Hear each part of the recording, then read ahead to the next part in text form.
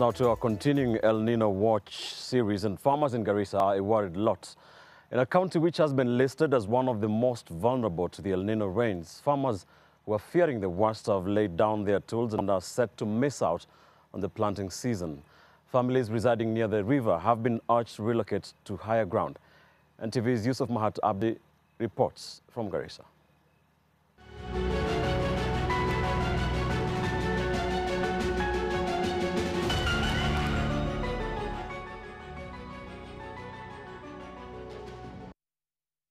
Despite the scorching sun overhead, 60-year-old Ali Hussein tends to part of his 5-acre farm, bracing himself for the impending El Nino onslaught. Hussein is still haunted by memories of the 1997 El Nino and the subsequent floods, is hoping for the best but preparing for the worst. Mtoto kama anasoma school akienda anaanza A B C D E F G baka ameenda form 4. Sasa amerudiwa tena, unawaambia rudi kwa nursery. Itakubalika? Hawezi, mambo ni ngumu. He is one of the farmers who wants to play it safe. Hii sasa tunagoba hatuwezi tukabanda hata chochote, kwa sababu nagoba El Nino. Hiyo ndio shida yetu kubwa sana kila mara. Ukibanda dimu leo kusha, maembe banda kusha. Next we meet Habondubo. She takes us through her farm, revealing barren areas scared by previous flooding. The once intact canal that directed water from the river to the farms is no more. Sisi hatuna namna yoyote. Kanali ndio hii imefunjika. Hatuna usaidizi yoyote kutoka serikali. Na hii maji inatoka kwa dam. Tafadhali serikali afanye namna yoyote anaweza kutusaidia.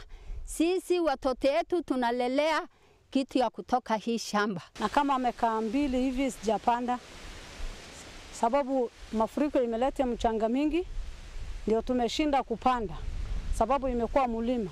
The 2018 devastating floods caused trees like this decades-old ficus tree to collapse, a clear indication of the strength of the water. The destruction was very massive. When you look on my left, there's a big tree here, and the floods will fall down big trees, regardless of the size. And then you see that land on the other end, that was part of this farm. It has been cut off because of the flooding.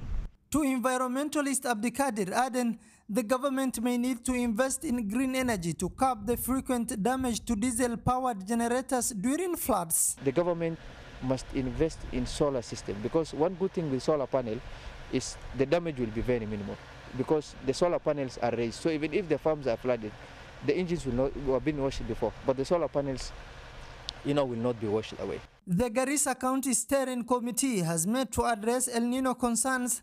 Residents living near the river have been urged to relocate to higher ground. The Meteorological Department mapped Balambala, Lagdera, parts of Garissa Township, Ijara and Fafi as high-risk areas. As the farmers are trying to make ends meet, their call is for the government to make early preparations before the rubber meets the road.